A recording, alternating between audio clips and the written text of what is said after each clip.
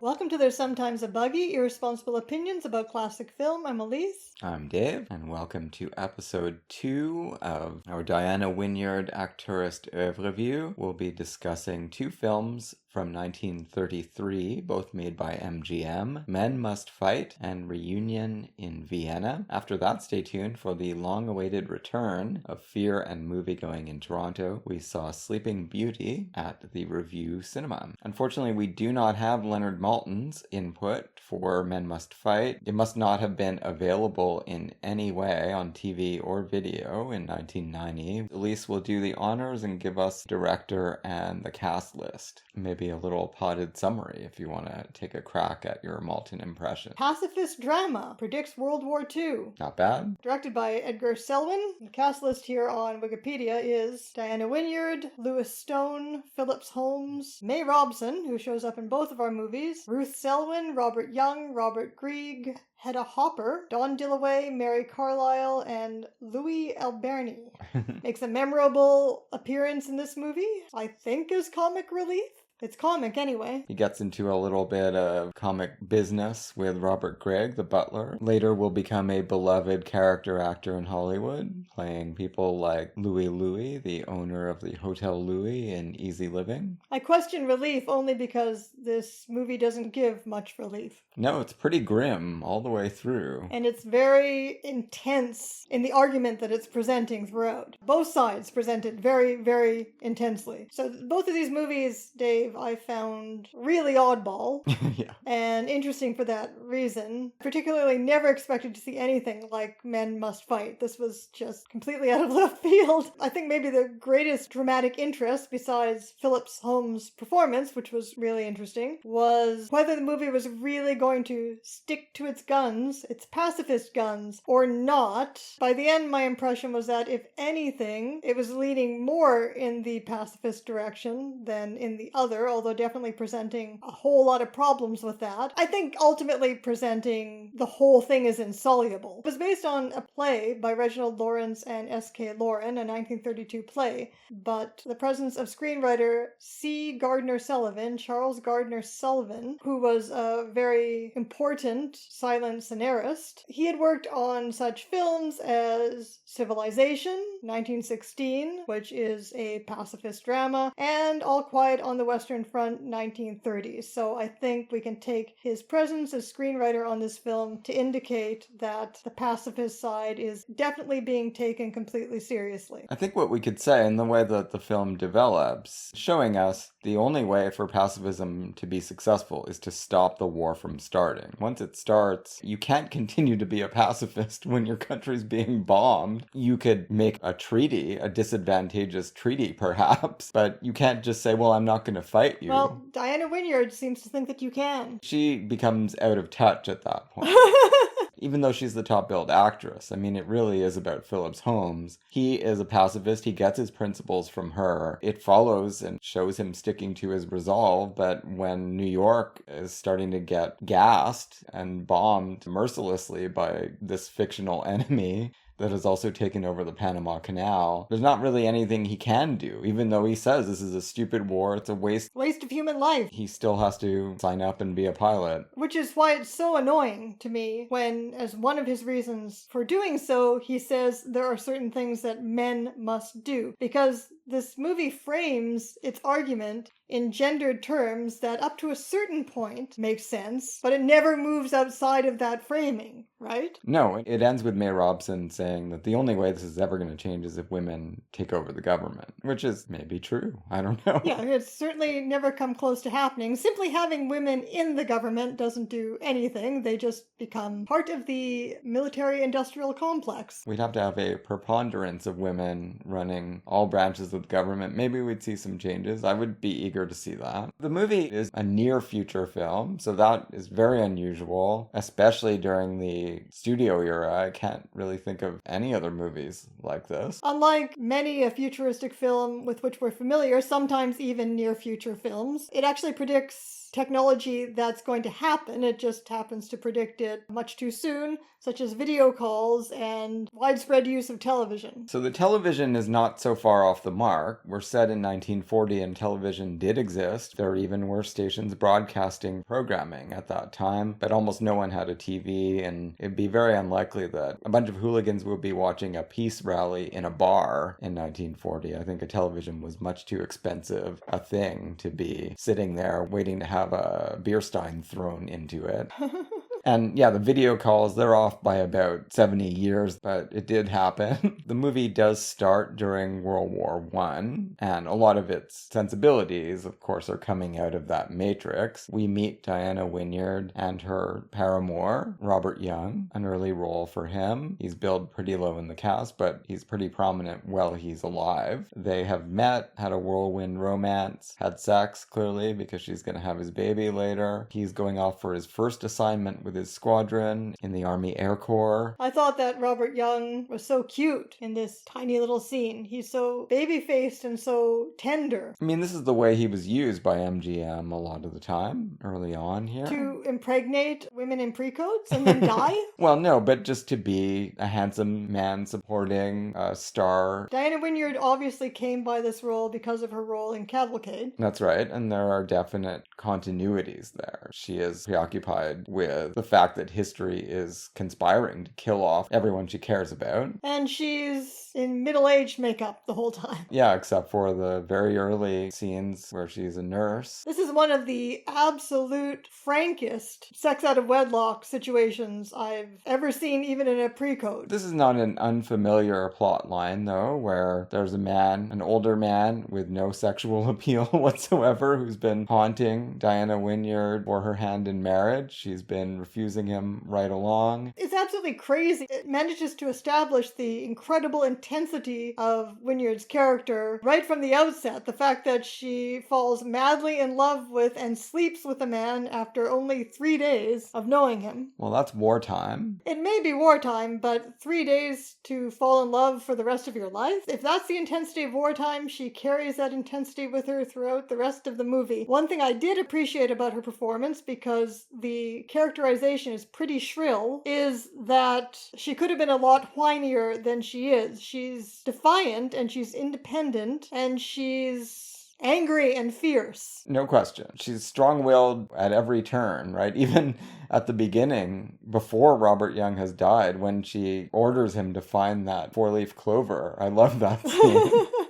I mean, it doesn't do him any good. He gets shot down and killed immediately. But... yeah, this character and this performance are wildly intense. Yes. And the movie is wildly intense. Someone who's not wildly intense is Phillips Holmes. Great performance from him as the son who was raised on pacifism by his mother. The whole period between the end of the war and 1940, when we pick up the story, she has been controlling everything. Lewis Stone agrees to marry her, even though she doesn't love him. He offers to marry her. He's excited to marry her, even though she's, I guess, never going to have sex with him. No, come on. Well, they never had another baby anyway. That's true, but they seem pretty happy together and pretty devoted to each other. They keep reuniting despite the whole family being torn apart by their differing views. His views are in accord with her right up until this diplomatic incident. He becomes Secretary of State. You get the sense that he rose that high because Diana Wynyard wants him to stop war. All of that would have been interesting to see in the movie, but it really passes in a flash. They skip over those 20 years to get to this future war that they want to dramatize. He accuses her and women like her for having set the American military back so far that they're not even capable of handling this war. He's the one that did it. He was the Secretary of State. He's in the government. Well, she's been Macbething it. This is what I mean. Like, the movie is just so crazily intense in its commitment to absolutely presenting both sides of the issue with maximum force. To the point where, at the end of the movie, I think you're just left in the same position as the women, which is to just feel completely hopeless. Like the men at least all commit themselves eventually to inevitable necessity of going through with this and then seem to cherish a certain feeling of heroism. You know, even Phillips Holmes embraces that.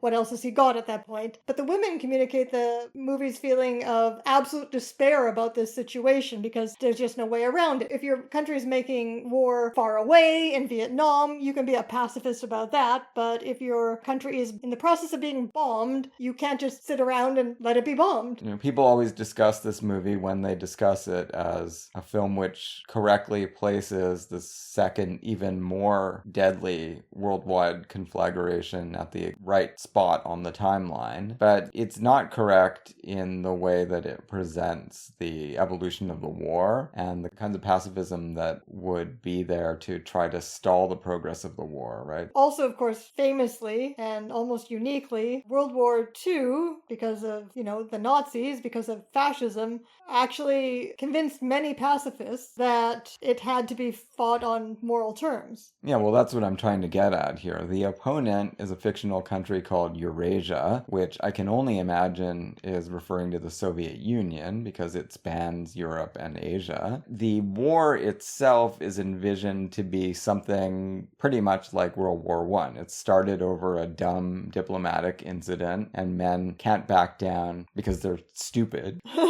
I mean, that's all that we get there. There is certainly no noble cause here. But that's accurate as far as World War I goes. Of course it is. But the thing is, if you're not careful and you want to draw direct parallels and you're saying, well, this anticipates the future in every respect, then the pacifist rallies that Diana Wynyard is leading, you would have to liken them to the America First Nazi rallies, right? Because those were the pacifist rallies that were happening in 1939 and 1940 in the real America. Well, because by 1933, people know that fascism in Germany is a threat. I kept waiting for there to be some moral issue in entering the war, for that to enter the picture. That's just not the kind of war that these playwrights and this screenwriter is prepared to deal with. You can't expect it to know. Yeah, and most wars are stupid. Definitely. Who knows how these people would have reacted to the real World War II? I guess you could look up the authors and see. But I imagine they would have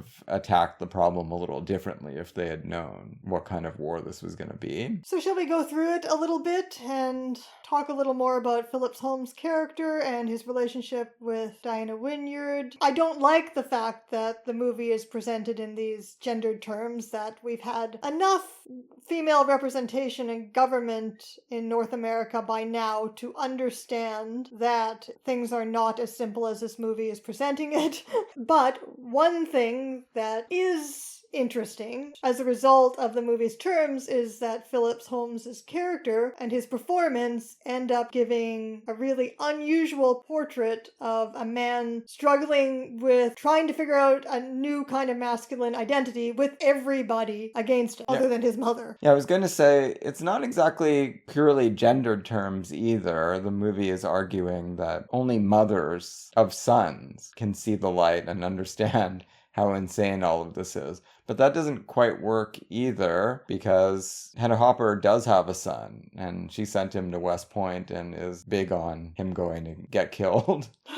So we have at least one dissenting mother in the film, but every other mother we meet, and there aren't that many. Well, yeah, they don't say that it's going to be every mother, and they don't say that it's going to be only mothers, because there is that young man at the rally who stands up and says she's right. But, overall, these are the terms we're presented with. And it's going to be women who have to witness the men that they love go off and get killed for no reason. Because Peggy, fiancé of Phillips Holmes, by the end, she's sounding like Diana Wynyard, and she hasn't even lost Phillips Holmes yet. All she's had to deal with is him flying off, and she's ready to say, no, my son will never fight in the next war. Yeah, I think the family, and we find this out from the beginning, and from the first moment Peggy's mother, played by Hedda Hopper, is brought to meet Phillips Holmes' family, I think we're supposed to feel that Her family is very conservative and very hawkish. Yeah, they're gross, and the movie definitely sees them that way. And it's a great scene. Phillips Holmes is joking around about how there were Bolshevik protesters who got into it with some flag-waving rubes on the streets. He's not saying, well, I'm 100% pro-Bolshevik, but he's got more contempt for the flag-waving super patriots. He thinks they're the real problem with the country. And that seems accurate. Yeah, it absolutely is accurate. And it's unusual to see that so blatantly stated in a film from this time. Yeah, and by a character who's remained sympathetic. Throughout, yeah. The audience is definitely supposed to side with him. He's the one that sounds smart in that confrontation. Head Hopper just wants to leave the house immediately. I think we've heard enough. I don't want to meet your mother. And then the way he wins Peggy over is just so charming. Yeah. He's so amazingly charming in that scene, right? Such a wonderful character. He keeps playing this character as breezy and charming and reasonable, but the more he has to struggle with the question of whether he should fight or not, especially after Lewis Stone acts like a real fuck and decides to suddenly announce to him in the middle of a heated family battle about all of this that, guess what? You don't even get to use my name because I'm not your real father. Yeah, well, I saw that coming because he made that announcement. No person bearing my name will make statements against the patriotic interest of America. But even when Phillips Holmes is dealing with that and raising the possibility that his mother has influenced him too much, he's so kind and reasonable to everybody throughout the whole thing. He never throws anybody under the bus. I probably would have liked the movie more if they had expanded it and given us more of his character and less of this schematic conflict. Because it does feel like a fable in some ways, right? The war is so sketchy, and that's, I guess, by necessity. They're talking about something that hasn't happened yet. But yeah, his character is real and indelible. But Peggy, by the end, has been won over to their point of view. I didn't find Peggy very good, the actress. I don't know. And looking at the Wikipedia entry, I see that she is played by Ruth Selwyn, who doesn't have a link on her name. Right. I don't think she's in much. Is she Edgar Selwyn's daughter or something? No idea. Her character isn't given a lot to do. No. It is important that she is won over and comes over to the side of the family, although only after Phillips Holmes also realizes, they kind of each come over a little bit to the other side by the end. And the scenes where New York is blitzed, I mean, they're terrifying. A believable staging of massive destruction of a modern metropolis. Of course, no one anticipated nuclear weapons, but they're talking about weapons of mass destruction. The exponential increase of the power of chemical warfare, which had started in World War I, and people had attempted to outlaw, but this movie is anticipating this will be a central feature of military strategy in the next war. Right, of course, as Diana Wynyard bitterly says, I'm sure our chemists will come up with something even worse, don't worry. But it's important that Phillips Holmes, partly he chooses to be a flyer because that is what his father did. Well, he already has the training. They mentioned that early on, right? But his dad, the Secretary of State, wants him to take a sort of safe, behind-the-scenes laboratory job developing weapons of mass destruction. Exactly. So I think we're supposed to be putting him, he's the one in the moral dilemma of whether to fight or not. Diana Wynyard isn't. I think we're supposed to be putting ourselves in his position. And obviously as soon as New York is blitzed, well, my reaction, because I was really getting into, as schematic as it is, I was really getting into the drama of, well, that's what this kind of movie is for, right? What would I do? What would I do? Which would I choose? And I would do the same thing that he would do without even being a man, which is why I hate the fact that gender is brought up by him in his decision to fight. That feels like the character's being bent to the movie's schema. I would choose what he was doing. Could not possibly, sit back and let other people die while I'm developing the weapons to kill them instead of offering myself up as a potential sacrifice in self-defense of the country. Don't you agree? And that becomes dramatically interesting because Lewis Stone has to take a moment and realize, in his mind, he wants Phillips Holmes to fight, but he doesn't think of it as sacrificing a son. He's not going to be in the front. Yeah, I don't know what I would do. I would probably try to go the Lou Ayres route and volunteer for the ambulance corps or something. Absolutely would not kill anybody. Okay, interesting. That doesn't come into this movie. They don't mention conscientious objectors. who nevertheless do something ancillary to the war effort. Exactly, and you're still relying on other people to kill other people in self-defense. And yeah, of course. The most noble thing I could possibly do, I would think, would be to volunteer. More likely, I would run away to another country. That's how I see myself behaving in these circumstances. Well, the movie doesn't even raise that possibility, so I wasn't thinking about that. Well, it's a world war, so there may not be anywhere to go. Exactly. Is there an underground resistance? No, that's only for when you're being occupied. Now, the scene with Louis Alberni and Robert Gregg, the butler, it's pertinent here because it once again is showing us the folly, the stupidity, the absolute brainless gender script that these people are following, right? He is their cook. He's gotten along with everyone fine, but he's from Eurasia and he has to leave their employ and go back so that he can try to kill people from the country that he's been living in. All the men exchange pleasantries about, oh, I like you very much, but I'll kill you on sight. We were actually talking about that the other day. Remember when that football game during World War I was brought up? Over the holidays. Christmas peace between... well, the belligerent countries in the trenches, right? It's on the Western Front, so the Germans and French and British. Right, and I was saying we were both agreeing that we did not find this story at all heartwarming because if the men could stop long enough to agree that this was all ridiculous and really we like each other and we just want to be playing a football game, why would they ever pick up arms again? Well, of course, as you then said, because they would have all been executed. It's a culture of masculinity. It's what the life and death of Colonel Blimp is about in large part, right? You're looking at career military personnel from the era prior to World War II. This great friendship between a British officer and a German officer. They were on opposite sides of the war and they understand that they could have wound up having to kill each other, but they're friends anyway, right? It got the best exploration you could ever get in Colonel Blimp. It's crazy. It makes no sense. Yeah, because you're always told that soldiers have to be taught to dehumanize the enemy, and anybody has to be taught to dehumanize any group in order to kill them. But how can you flip a switch and switch back and forth between viewing somebody as the enemy and viewing them as less than human and then viewing them as human again? It is insane, but that is the way a career military officer would have seen things up until, you start getting into things like World War II, possibly. Now, people that are drafted and forced into the army, that is something different, right? These people are not raised to think of it as sporting match between gentlemen.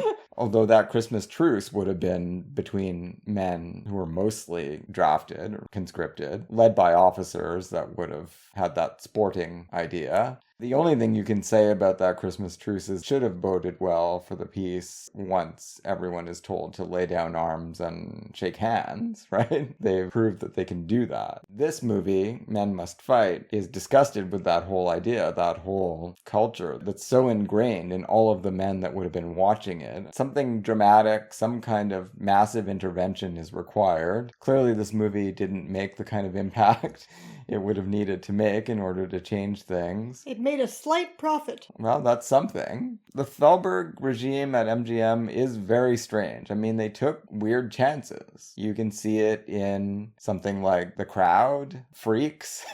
Freaks, of course, they disowned and took the MGM logo off of it, but they paid for it to be made. And this one, I guess it was shown at regular Lowe's theaters for a while. So again, in terms of what it offers Diana Wynyard, mainly, I'm sure people would have been impressed by her performance at the time, but from my perspective, mainly just how intense and relentlessly forceful she can be, again, in a role that could have been a lot more hysterical and annoying than it is. She's very good in it, but it's not as multi-dimensional as I want. It's monomaniacal. Yeah. Not multi-dimensional. Unfortunately, and that's been kind of characteristic of all of the first three films that we've seen her in. Thankfully, I think with Reunion in Vienna, we're going to get to something a little different. So for this film, we do have Leonard Maltin's opinions and information. He gives the movie 3 stars out of a possible 4. Too literal adaptation of Robert Sherwood's dated stage play depends on its star's considerable charm to come across. Barrymore, who seems to have wandered in from another movie, provides most of the film's life with hilarious performances performance as exiled nobleman who returns to Vienna and tries to rekindle a romance with Wynyard under the nose of her tolerant husband, Frank Morgan. The director is Sidney Franklin. Cast list: John Barrymore, Diana Wynyard, Frank Morgan, May Robson, Eduardo Cinelli, Una Merkel, Henry Travers. So he was veritably prolix in this entry. Yeah, it gives us a little more to go on than usual. Do you agree with any of it? Well, I don't know the play, so I don't know if it's too literal. How could it be literal? I don't know. I can't understand what the metaphor would be if it's literal. I didn't find it dated. It's a pre-code. Pre-codes feel pretty modern. Yeah, and the whole point of Barrymore's character is that he does come from out of nowhere and shakes things up. This is as much of a alien performance as an alien, coming from the other end of the class pole as Lionel Barrymore's in Rasputin and the Empress. He's just as obnoxious and disruptive. You can definitely see, this is halfway to screwball comedy. The major element that's missing is that they're not American, that he and Diana Wynyard aren't playing American characters. No, we're in post-Habsburg Vienna. But they're nuts and they're violent. They are. So the movie starts with a tour of Habsburg Palace. The docent is taking people around, keeps telling one grabby visitor to stop handling the drapes, gives an account of a purported secret passage into a little love nest where Prince Rudolph used to tryst with a favorite, court lady. Among the group of visitors here, we find Diana Wynyard, and she tiptoes over toward the wall and imagines pulling open, finding the little cord that opens the secret passage and going in there. Turns out that's all kind of a reverie, and we find her back there by herself. So this woman is the former lover of Prince Rudolph, who's been kicked out of Austria. Obviously, the Habsburgs are a danger to the fucked up and short-lived post-Habsburg Austrian Republic. They keep saying 10 years since the revolution, so it's probably supposed to be 29. Anyway, it's not long before they get their own fascist party. It's more aligned with Italy. Nazis assassinate the leader of the homegrown Austrian fascist party, and by 1938, Austrians are voting en masse to join Nazi Germany. Well, you can certainly see John Barrymore's character as looking not only toward the authoritarian past, but also toward the fascist future. Yeah, there are people that are still fiercely loyal to him, particularly Eduardo Cinelli's character. We get a little flashback here where she remembers first meeting Rudolph, being presented to him, and he's, your expected John Barrymore playboy, and she bites his hand. And that gives you a little sense of how she came to his attention in such a forceful way. Well, he starts by stepping on her dress. Yeah, exactly. And trying to force her to kiss his hand, so she bites it. Yeah, it's awesome. Right away, I liked this movie, and I was like, okay, this is the kind of role I want to see her in. Maybe you need to see a psychiatrist about that, Dave.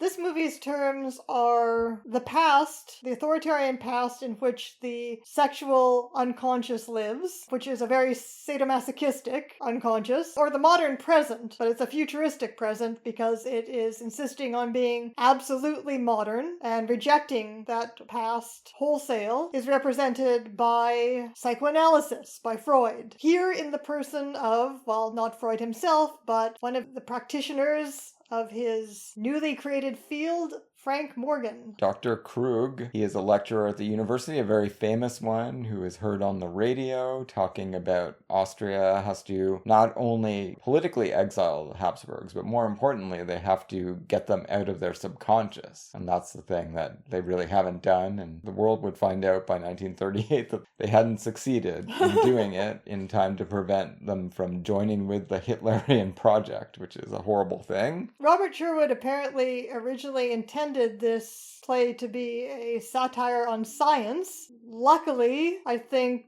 the results, at least in this film, with this screenplay, which does have a couple of additional writers, are more complex than that. In other words, Frank Morgan's position, he's rationalizing himself into being cuckolded. He certainly is. He is certainly doing that, but the results of it are more ambiguous. So Frank Morgan, his home life is quite interesting because he's got his dad, who's kind of a bumpkin, played by the great Henry Travers, best known to viewers of our day as Clarence Oddbody from It's a Wonderful Life. This was his first film, apparently. Really? Was he in the stage play? Is that possible? I don't think I found that out, but yeah, he'd been in theater before that. Well, he's very funny in this movie, I think. Yeah, he's really hilarious, and he's good and weird. When he's talking things over with people and giving his own slant on Frank Morgan's activities, it's like, my son is very famous. He went to America. He went to Pittsburgh, told them how to live. Apparently they don't know. Like, just the way he underplays that, it's beautiful. He goes big at times as well, but at the right times, I think. I was really impressed by his performance. I've always loved that guy. And Diana Wynyard, she has become a real convert to the Frank Morgan point of view. We're told that she is the person responsible for the decoration scheme at the home, and every single piece of furniture, every single item in the house is post-Habsburg. Yeah, and it all looks very Art Deco, which is what I meant by futuristic. It looks great. Their apartment looks a little bit like the set for The Black Cat, which is next year. Of course, it's easy to rearrange your house. Is it as easy to rearrange your psychological being? That is what this movie is asking, and that's what Diana Wynyard is going to have to find out. She's distanced herself from her old crowd, who are all living completely in the past. They're so excited to have their little reunion, and this is where we start to get a sense of her relationship with them. She holds aloof, doesn't want to attend, especially when she learns that Rudolph might be there. There are rumors that he's going to throw caution to the wind, cross the border, just so that he can be worshipped by this bunch of losers. To me, it seems obvious that the backstory here is that their relationship was literally sadomasochistic. Like, she realizes rationally that that is bad, and she is trying to find some other mode of existence. Yeah, well, we're told he has inherited several Habsburg characteristics, one of which is, this is absolutely scientifically incorrect as far as I know now, but at the time and in Dostoevsky, you get epilepsy associated with fits of rage and violence. Sure, but you also know that when John Barrymore is saying that he's full of shit. Yeah. And he's beating people up for fun. Yeah, because he's a megalomaniac. Yeah, and he's a sadist. He appreciates the fact that he's able to get away with these things. Actually, we first hear about him through Una Merkel, who's a student of Morgan's. Yeah, I was not expecting her to show up in that context. And she comes to see the doctor because she wants to tell him about dreams that she's been troubled by. Dreams which allude back to an experience she had where a cab driver in Nice came back to the passenger seats and sexually harassed her, and she didn't react in the way that she would have expected to. Just by watching all of this and the way Diana Wynyard reacts, we know this is John Barrymore. She knows that he is a cab driver in Nice. Yeah, Diana Wynyard wears an expression of sexual trance quite a lot in this movie. She understands what's happened here to poor Una, and it sets the stage too. And Frank Morgan seems to know too, or he's got a kind of a sense. He's not only talking to Una Merkel in this scene, he's saying, let's state the facts clearly. You were attacked basically by a cab driver. Not some exalted being. A low-class creep hit on you, and this should not be a fond memory for you. And he's talking to his wife more than to Una Merkel. Man who could not, by his own power, rise to a higher station in life than taxi driver. As opposed to me, the famous professor. Exactly. Frank Morgan defending the meritocratic system that has supplanted the aristocratic one. It is his position, like a movie star's, but with an authoritarian flavor, that is what makes him so attractive to women, in addition to the fact that he is played by John Barrymore and was probably very good looking about 10 years ago. So you don't think he's good looking anymore in this movie? Sexual attractiveness is not what makes his performance interesting. He's giving a scene-stealing screwball performance that definitely makes it understandable why he would be cast in 20th Century the following year. On the stage, this was... It's a London Fontaine play, isn't it? Yeah. So how does all of this proceed? Well, she's dead set on not going to the party. Right, and this is where Frank Morgan starts rationalizing himself into being cuckolded. Right, well, he decides that it's no good for her to be fighting this urge. From his perspective, she hasn't conquered the demons in her subconscious, right? She's just trying to repress them. She's not facing them head on, and he thinks that she should, which I guess is good psychoanalysis, right? Yeah, but he seems to think that the only thing that's going to... Well, there's two components. She has to face that this is not the man of her memory, but he does also seem to be pushing her in the direction of somehow needing to face these demons by sleeping with him. Well, not necessarily, because he doesn't know that Rudolph is expected. He just tells her that she should go because she needs to face this old crowd. He tells her to let herself go. He does definitely tell her to let herself go, which she finally takes as, all right, fine, you asked for it. This is all happening at a hotel run by May Robson, who's absolutely out of her mind in this movie as well. She's a real nasty piece of work. Well, she dominates everyone except for John Barrymore. And she even does her best with him. And she tries, but he manages to cow her a few times. It wouldn't be fun to work for her, I don't think. She's basically still a going concern, right? I mean, she's a holdover from the old days, but she's still a business owner, and she has a place in the modern Austria. All these other people have nothing to do but dream about the past. John Barrymore's initial approach to her does seem to suggest that he is so sexually omnivorous that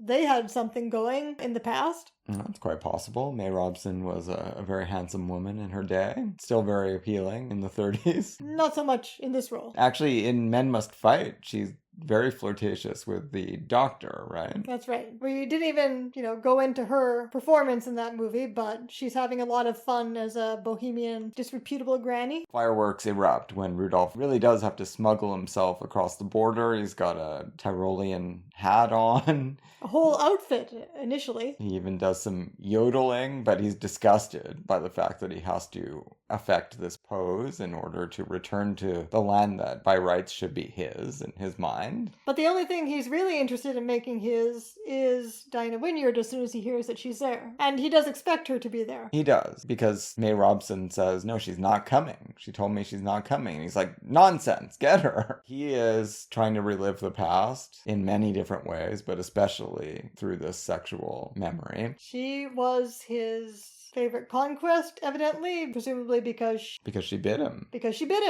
she fights back. She slaps him a few times in this movie. Well, this is what I was saying in our last episode about John Payne and Shelley Winters, that they initially seemed to be able to keep a relationship going on this basis until it's clear that no, John Payne really, he's been trying that out as a way to engage with her. It's the only language she understands, but he's not enjoying it. But he wanted a fling and then for her to go away. Yeah, but here, no, this is something that does excite both of them to some extent, although she's trying to live down that past and move forward into something else. And she does find it all distasteful. She's disappointed by herself and certainly in him, in his behavior. Well, see, her character is maybe the most enigmatic. Like, we definitely know what John Barrymore wants, and we understand what Frank Morgan is doing, but what is going on with this character? She gets less dialogue than they do, way less. Oh, but she has such great opportunities. Well, she's reacting a lot. It's wonderful. And she's reacting ironically, right? She's sort of ironically silent while the men are going on. Oh, yeah. Well, that scene where they're about to engage in fisticuffs and she says, oh, no, I'm just the prize here. Go ahead. I want to see this. I really liked it. She lives in multiple worlds, clearly, and she doesn't have one succinct point of view on all of it, which I think is great. It's believable. In a way, it's two men fighting for the soul of, although this is more the body of, but fighting for the soul of. But is she going to find some kind of synthesis or some kind of path through this? Well, one thing that's clear is, of course, she has no interest in continuing through life with John Barrymore. She's not going to run away with him or anything. The only thing she's willing to entertain is reconnecting with him briefly for the few hours that he's permitted to remain in the country. She's just trying to, integrate her past into her present. That's how I would sum up what she's trying to do. In a way, it feels like a comedic version of unfinished business. Yeah, I think so. And I do feel like by the end, Frank Morgan is pushing her toward, he's conflicted. Once he's actually confronted with John Barrymore, he's conflicted. On the one hand, as a husband, he obviously does not want them to sleep together, but as a scientist, he seems to believe that it might be the only thing. It's the only thing, but does he believe that because he thinks it will be disappointing to her? Or just because he trusts in her good sense to know that however the experience goes, it can't continue. Well, he does say that she is the one who has to bring it to an end. Right. He says that, right? So my feeling, as we're watching her react to the men and be pushed this way and that, and try to make a decision, like, she doesn't want to give John Barrymore the victory of sleeping with her necessarily, right? Of reconquering her, particularly now that she's married. She holds that in some value. On the other hand, she knows that she is not over this, and her own husband keeps pushing her to confront it. My feeling by the end is that she feels that she needs to do this to get some closure on the relationship. Yeah. That's not going to be, because the relationship was so sexual in nature, she's not going to be able to, neither of them are going to be able to accomplish that without sleeping together again. Well, because the relationship was ended by political action, not by a natural end point. Yeah, right? As Barrymore says, our relationship was interrupted by the revolution. Yeah. The scene where they do, after Frank Morgan has excused himself for the night to allow her to resolve this as she will, she and Barrymore are alone, and they each face the fact, finally, that they are not what they were, and he in particular is not what he was, and that he's pitiable, and she can look at him and honestly say, yes, you are pitiable, and he's like, yeah, you're right. But I thought they created such an interesting mood in that scene, and, throughout the whole course of the development of the relationship in the movie, because it's so silly and so horrible in so many ways. But the mood that they create in that particular scene is the erotic pull of nostalgia. It's really good. Even once you face that you're not the same people anymore, nostalgia itself has an erotic pull. Yeah, I think that's the exact note that they strike. I mean, they deliver perfectly. It doesn't feel silly at all. Maybe the contrast as well makes it all the more poignant, because everything that's come before has been so ridiculous that it kind of takes you by surprise. And that's why I say that the drama that we see here and where it ends up is much more complex than just being a joke about a scientist who self-cuckolds. Yeah, I mean, it does have its little joke with John Barrymore eating Frank Morgan's kidneys. Even though it's pre-code, Henry Travers is there to remark upon the added significance of the kidney eating. He ate your kidneys! He just has to rub it in. But Frank Morgan plays it interestingly, as though he understands this, and it really is okay. It's not an irreparable loss of dignity for him. Frank Morgan is a great actor. He really underplays this role. And we're used to thinking of him as Mr. Matichak or the Wizard of Oz, but here, he's actually quite a threatening looking guy. John Barrymore admits if they have a fight, he's going to lose. That's pretty great.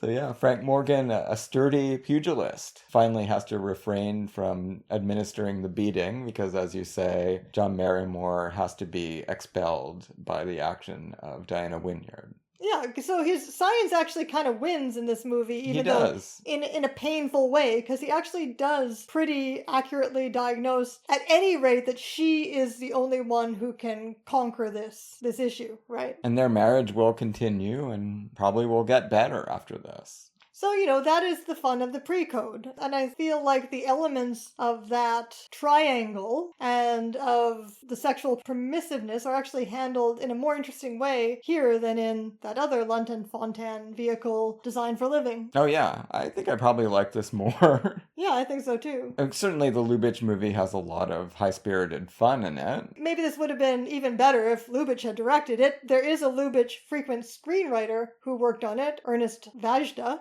Sidney Franklin's a good director, certainly not in the pantheon the way Lubitsch is, but delivers the goods here. And he's ably abetted by his screenwriters and by his cast. Well, my favorite thing about Design for Living was Miriam Hopkins' horniness. And Diana Wynyard is doing a pretty good job of that in this movie, too. We'd be remiss if we didn't acknowledge the scene in which she finally breaks down and orgasmically slaps the shit out of John Barrymore. Isn't that after he's told her to let herself go as well? Yeah, and then, when she's just sick of these men telling her what she needs. Yeah, it's great. When she doesn't know herself.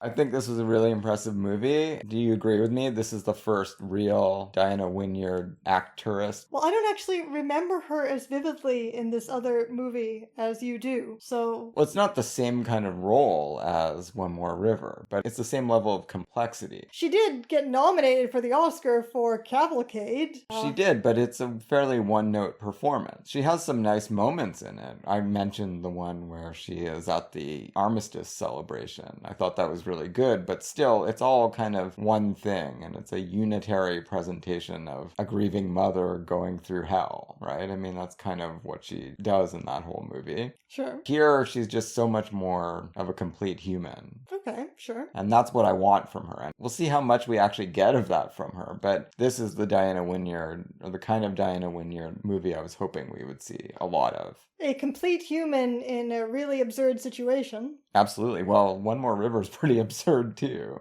But yeah, she is definitely in the position of Phillips Holmes's character in this movie. The person who has a real moral and psychological issue. Not only a moral issue, but is grappling with who they want to be, what their persona is, right? We're tensely watching them try to make that decision throughout and to keep a hold of their rationality while doing so. I was very impressed. Oh wait, we still have to do Sleeping Beauty. That's right. Fear and Moviegoing in Toronto. It's our first time going to the cinema in months. That's going to change because we've got a whole slew of movies scheduled. So you'll be getting a lot more of this segment from us in 2025. Well, providing we can get into them, yes. This is our TIFF Cinematheque retrospective coming up. I actually re-listened to a little part of our introductory episode for There's Sometimes a Buggy, and we talked about Sleeping Beauty. We did?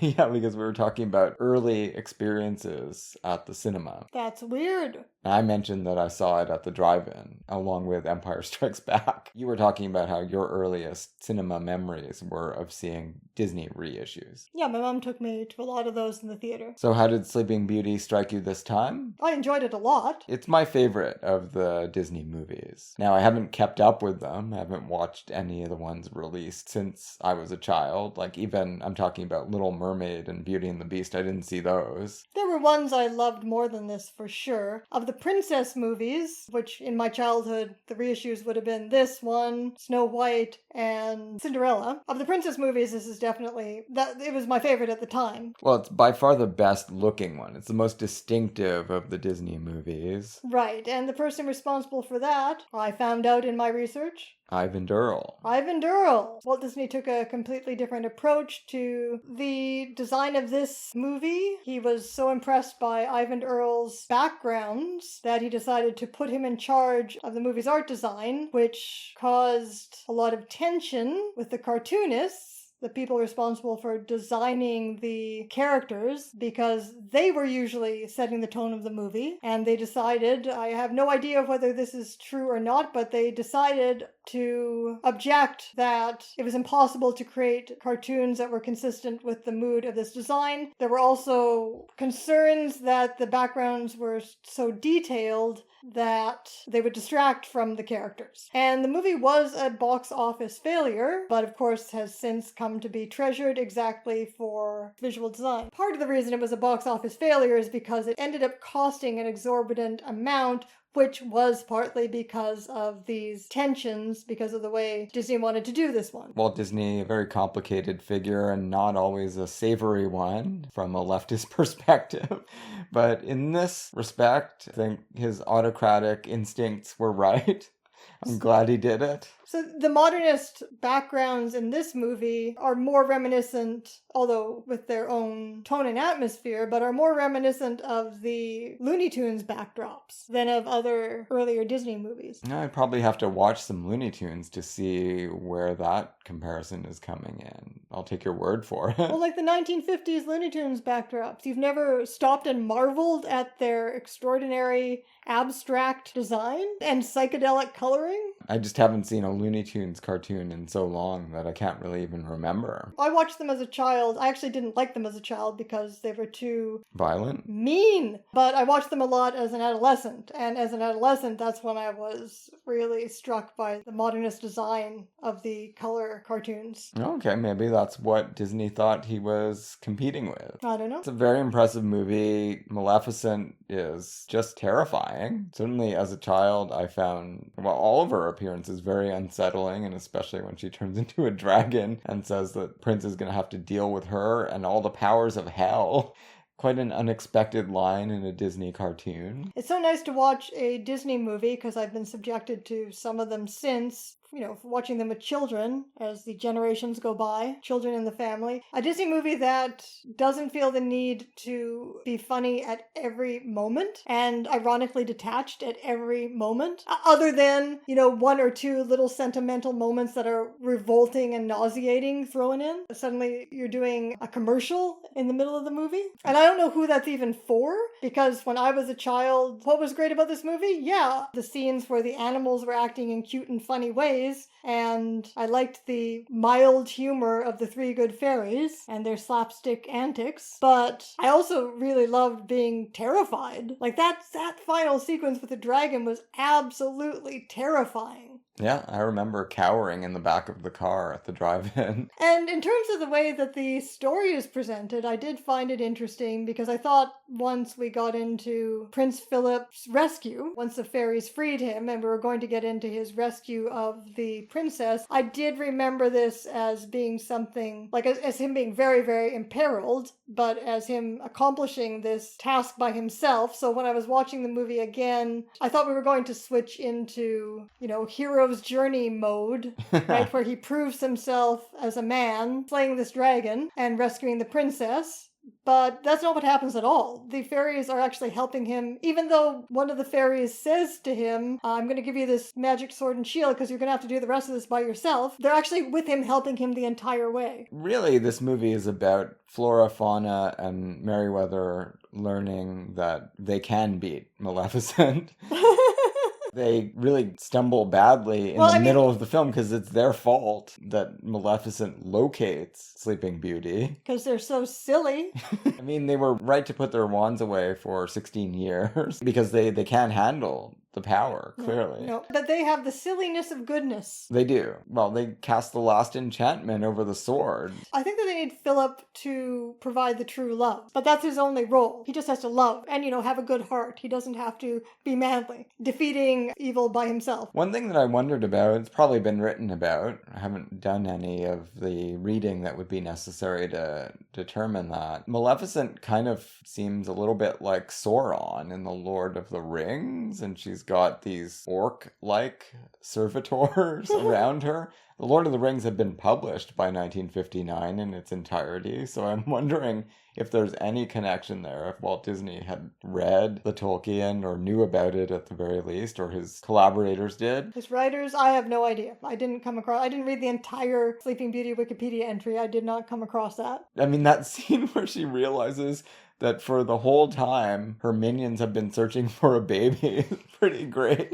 She has not got the best help. The only person she can count on is that crow. That's bad management on her part. She should have asked them before 16 years had elapsed whether they were looking for someone in a cradle. She's just too busy terrifying them. Yeah, it's a really fun movie. I'm glad we saw it on the big screen. And I absolutely love the song Once Upon a Dream. It's a wonderful sequence with the forest animals and the prince. It's beautifully animated, so the animators did get a chance to do some interesting stuff too against those backdrops. Oh yeah, and the illusion of depth in the movie is so incredible, pre-computers. And of course it also looks better to me than computer animation. Isn't it rotoscoped? Like they used actual human image capture of motion to... They did. Oh, and also the reason it's in widescreen is because of the emphasis on the backdrops. Right. Well, it works really well. But yes, Once Upon a Dream, my mother was a very good pianist, and we had the Disney songbook, so that was one we played a lot and sang along to.